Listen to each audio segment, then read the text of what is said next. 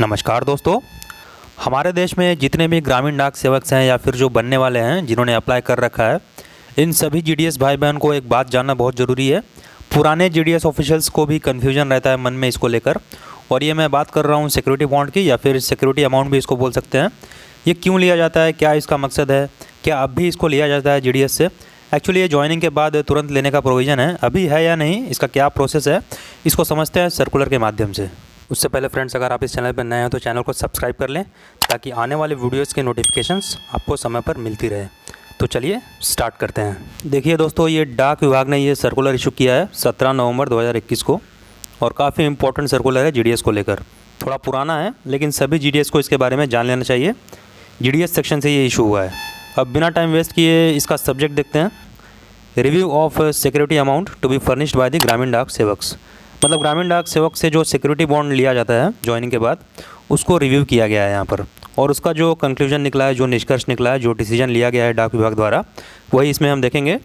सबसे पहले मैं आपको बता दूं कि सिक्योरिटी अमाउंट क्या होता है। इसको जमानत राशि भी हिंदी में बोलते हैं। एक प्रकार से अगर बोला जाए कि अगर कोई आपको कुछ दिनों के लिए अगर कुछ देता है तो उसके बदले वो आपसे कुछ राशि जमा करवाता है, ताकि उस दौरान अगर कोई नुकसान हो या लॉस आपने किया हो तो आपके द्वारा जमा किए गए उस राशि में से पैसा निकालकर उसको उस काम में लाया जा सके या कुछ भी भरपाई की जा सके। इसका सिंपल टर्म्स में यही मतलब होता है। और ग्रामीण डाक सेवक से भी ये सिक्योरिटी अमाउंट लिया जाता था। अभी आपको आगे पता चलेगा, वो सब मैं बताऊंगा आपको कि कब से बंद हुआ और जिन्होंने दिया है उसका क्या होगा। उसके लिए हम आगे देखते हैं। देखिए सेकेंड पॉइंट में, the competent authority has decided to discontinue the practice of obtaining FG security bonds from GDS with immediate effect। अब देखिए इसमें FG जो लिखा हुआ है इसका मतलब होता है फिडिलिटी गारंटी। अब इसका मतलब समझते हैं। देखिए फिडिलिटी का मतलब होता है फेथफुलनेस, मतलब आप कितने विश्वास के लायक हैं। तो एक बॉन्ड होता है ये, अगर कोई ऑफिशियल किसी फ्रॉड में संलिप्त पाया गया या कोई जानबूझकर विभाग के प्रॉपर्टी को नुकसान पहुंचा रहा हो तो उससे रिकवरी की जाती है। उसी के लिए एक बॉन्ड भरवाया जाता है जिसको बोला जाता है फिडिलिटी गारंटी बॉन्ड, मतलब FG बॉन्ड। इसमें यही लिखा है कि FG और सिक्योरिटी बॉन्ड को डिसकंटिन्यू किया जाता है, इसको पूरी तरह से बंद किया जाता है। और एक टर्म है इसमें इमीडिएट इफेक्ट। अब ये इमीडिएट इफेक्ट क्या है? तो दोस्तों इमीडिएट इफेक्ट का मतलब होता है तुरंत प्रभावी होना, तुरंत लागू होना। अब कब से लागू होना? तो जब से लेटर या कोई सर्कुलर इशू हुआ हो और जिस डेट में वो इशू हुआ हो उसी डेट से वो लागू होता है, अगर उस लेटर में इमीडिएट इफेक्ट लिखा है तो यहाँ जो डेट है 17/11/2021 है, आप देख सकते हैं।